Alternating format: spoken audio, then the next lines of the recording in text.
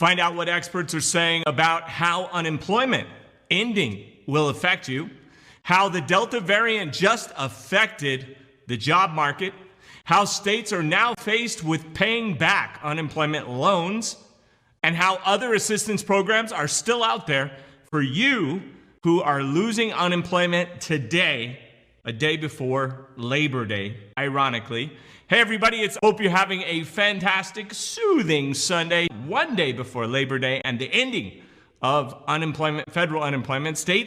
Many states will still be paying out the base rate, so it's not going away completely. My goal is to give you the best information to access government and private money for yourself, loved ones, and your business in the description. Starting off, economists have some thoughts about the unemployment ending.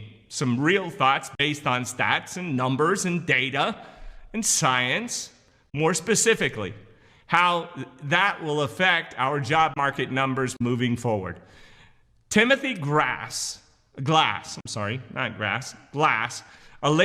a state Labor Department economist said, quote, "To try to say there's one reason why we're not getting all the workers back, like the $300, you can't simplify it like that. It's impossible," end quote.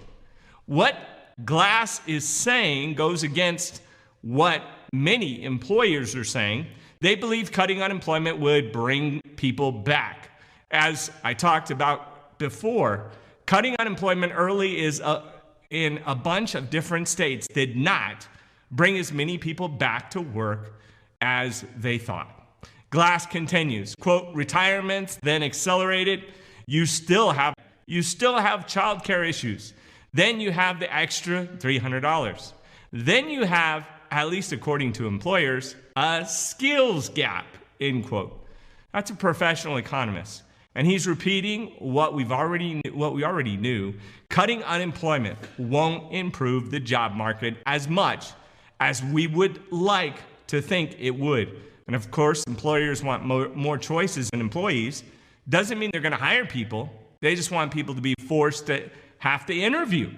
So they want more choices. On top of that, we're seeing employers reconsidering their worth. Do they really want a minimum wage job with no benefits while it still spreads? Probably not, especially since many of these people still have childcare needs. Meanwhile, how much has the Delta variant actually impacted the job market? The Labor Department weighed in to answer this question.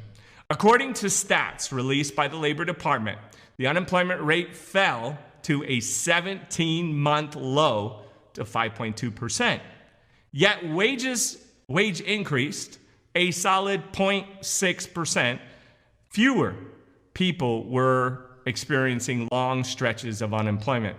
And of course, I covered where one company raised their wage by $1, and I got many comments about how that was not really good. $5 would have been better. Meanwhile, most industries are seeing growth happening. Slowly but surely, restaurants and bars employment fell by 42,000 jobs.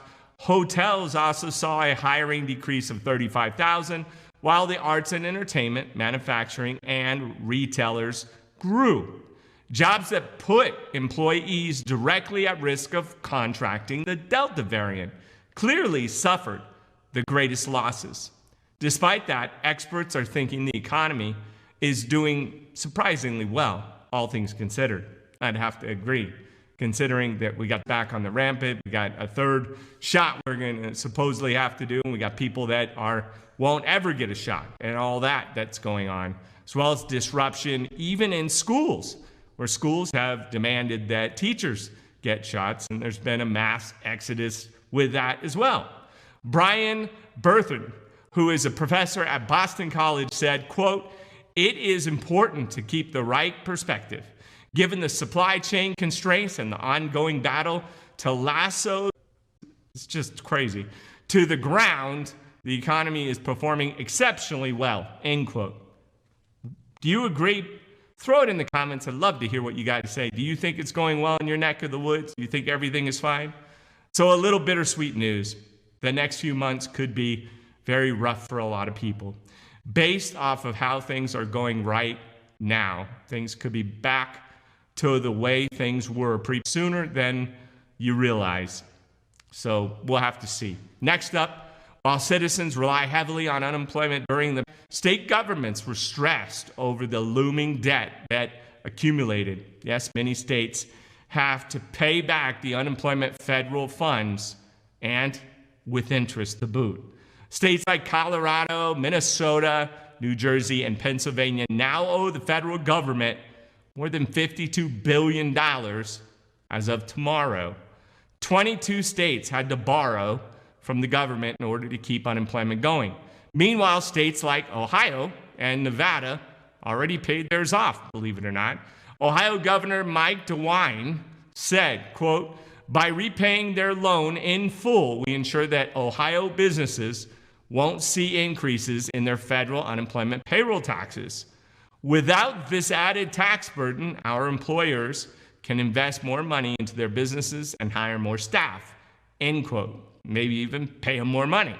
Heidi Cicito, the Nevada Employment Security Division, said, the second state who has paid off their loan in full. I'm happy to say I live in Nevada and have companies here, so this is music to my ears.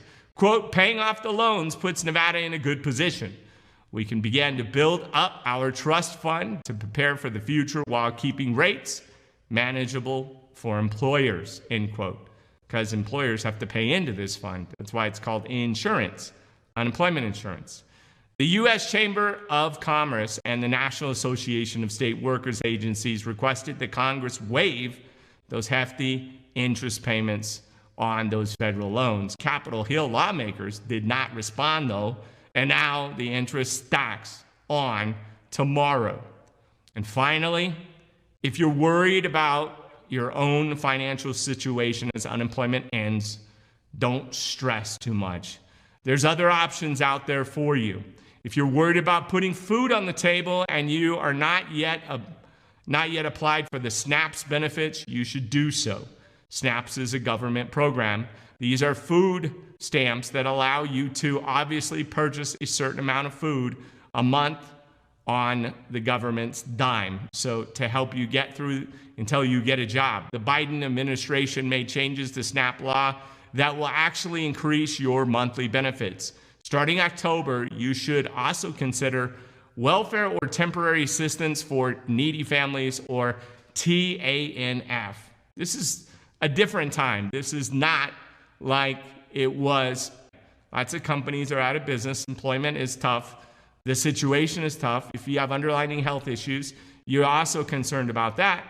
You definitely want to make sure, if you have medical concerns that keep you up at night, there's always Medicare and the child program, or CHIP. You qualify for Medicare if you don't earn enough for regular insurance coverage. If you relied on unemployment, this may apply to you. Let's not forget the countless rent assistance grants out there. Remember, you don't have to pay grants back.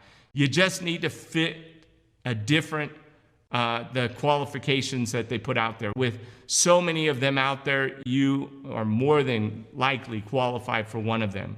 I have a link in the description where you can find these resources to help you if you're in the situation. Of course, most people would just rather get a job and be able to not have to count on these programs, but it doesn't hurt to at least apply for them while you're also looking for work. Hopefully you land that job and you won't have to take the benefits, but if you need them, you'll have them and you won't go without food. This is the last day to check out the state's PUA and UI website.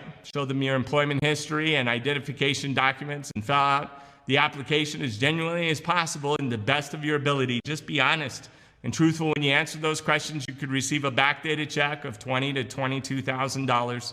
If you're an independent contractor, gig worker, self-employed, 1099, you got a side hustle, or you're a freelancer, the PUA, unemployment assistance, which people are still confused by this.